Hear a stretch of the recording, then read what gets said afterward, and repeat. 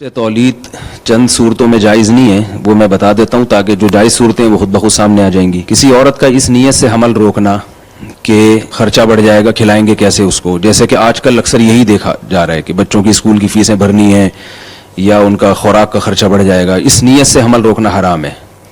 कुरान मजीद में साफ़ है, नहनु नर्ज़ुकुकुम व इय्याहुम, हम तुमको भी रिज़्क़ देंगे इनको भी।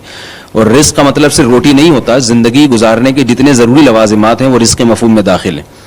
तो बच्चा जब दुनिया में आता है तो अल्लाह की मखलूक पहले है, वालिदैन की औलाद बाद में। तो इस नीयत से अगर कोई हमल रोकेगा तो वो हराम है, नाजायज़ है।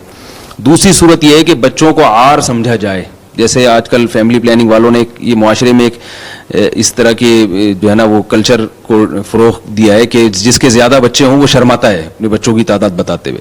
ख़वातीन भी उस औरत का मजाक उड़ाती हैं, तुम्हारे 8 बच्चे हैं, तुम्हारे 9 बच्चे हैं।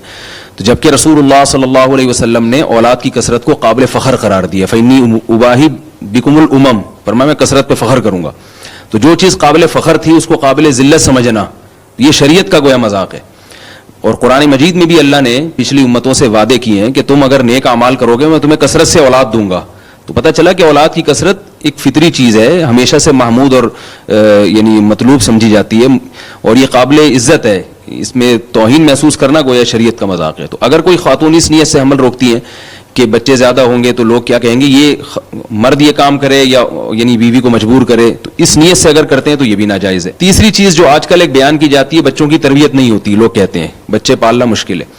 तो यहाँ ये बात याद रखें, तरबियत और तालीम में फ़र्क है। लोग इन दोनों चीज़ों को खल्त कर देते हैं। लोग कहते हैं चूंकि हमारे बच्चे ज़्यादा होंगे तो हम ज़्यादा फीसें नहीं अफोर्ड कर सके, तो बच्चे गवर्नमेंट के स्कूलों में पढ़ेंगे तो वो पढ़ाई सही नहीं होगी और ऐसे होगा वैसे होगा, तो लिहाजा बच्चों की सही तरबियत नहीं होती। दो चीज़ों को खल्त मल्त कर रहे होते हैं। तरबियत अलग चीज़ है और तालीम अलग चीज़ है। तो ये बाकायदा माहिर नफ्सियात कहते हैं कि बच्चे के करीबुल उमर अगर कोई भाई या बहन हो तो उस बच्चे की तरबियत ज़्यादा अच्छी होती है।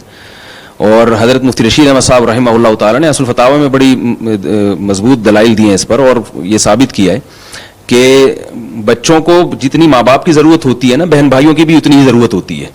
और लाशौरी तौर पर बहन भाई एक दूसरे की ऐसी तरबियत कर रहे होते हैं जो वालिदैन नहीं करते। तो ये फ़लसफ़ा गलत है कि बच्चों की तरबियत मुश्किल है। बच्चे ज़्यादा होते हैं तो तरबियत उनकी अच्छी होती है। बहरहाल अभी चूंकि मौजू नहीं है, इस पर बहुत कुछ कहा जा सकता है। तो ये तीसरी चीज़ है, इस नीयत से हमल रोकना ये भी बेवकूफ़ी है कि तरबियत नहीं हो सकेगी। पहले तो बच्चों 8 8 9 9 10 10 12 12 बच्चे होते थे, माशाल्लाह सबकी तरबियत हो जाती थी। अब जो है वो 1 2 बच्चे होते हैं, वो लाड प्यार में बिगड़ जाते हैं। चौथी चीज़ क्या है, यानी ये तो वो 3 चीज़ें हैं जिनकी वजह से हमल रोकना गलत है। बाकी अगर कोई इस नीयत से हमल रोकता है कि बच्चे संभालना मुश्किल हो रहा है, भाई एक बच्चा हो गया फौरन दूसरा हो गया फौरन तीसरा, तो एक माँ के लिए संभालना मुश्किल हो रहा है, 2 2 3 3, एक वहां से रोता है फौरन दूसरे की भी जैसे घरों में होता है। तो भाई इस नीयत से कोई वक्फा करना चाहता है कि 1 2 साल का हो जाए या 3 साल का हो जाए, तो थोड़ा सा बच्चों को संभालना, तरबियत अलग चीज़ है, संभालना एक अलग चीज़ है, भाई संभालने में आसानी हो जाएगी। या कोई इस नीयत से हमल रोकता है कि औरत की सेहत खराब है, जैसे इन्होंने बताया कि ऑपरेशन की तकलीफ हो रही है उसको, तो आर्जी तौर पर हमल रोका जा सकता है। आर्जी तौर पर कोई ऐसी चीज़ खाना या बच्चा दानी निकाल देना हमेशा के लिए, या ऐसी दवा खा लेना कि औलाद का सिलसिला हमेशा के लिए ख़त्म हो जाए, तो बिल्कुल हराम है। वक्ती तौर पर इस नीयत से रोका जा सकता है। और तीसरी क्या चीज़ है, जैसे मैंने बताया सेहत है, दूसरी चीज़ है सेहत, और तीसरी चीज़ है कोई वैसे ही बच्चे ही नहीं चाहता।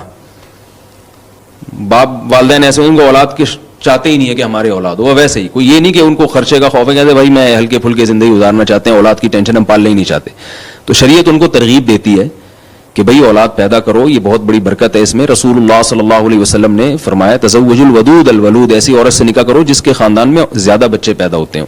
तो शरीयत ने तरगीब दी है, बहुत सारी अहादीस हैं इस पर कि औलाद की कसरत शरीयत में बहुत पसंदीदा है। इसके दुनिया में भी फ़ायदे, आखिरत में भी फ़ायदे। ला तदरून अय्युहुम अक़रबु लकुम नफ़अ, अल्लाह फरमाते हैं तुम्हें मालूम नहीं है कि कौन सी औलाद तुम्हारे लिए ज़्यादा फ़ायदे का सबब बन जाएगी, लेकिन शरीयत ने इस पर मजबूर नहीं किया। तो अगर कोई आर्जी तौर पर हमल रोकता है और उसकी कुछ भी नीयत नहीं है, बस वैसे ही, तो वो भी जायज़ है।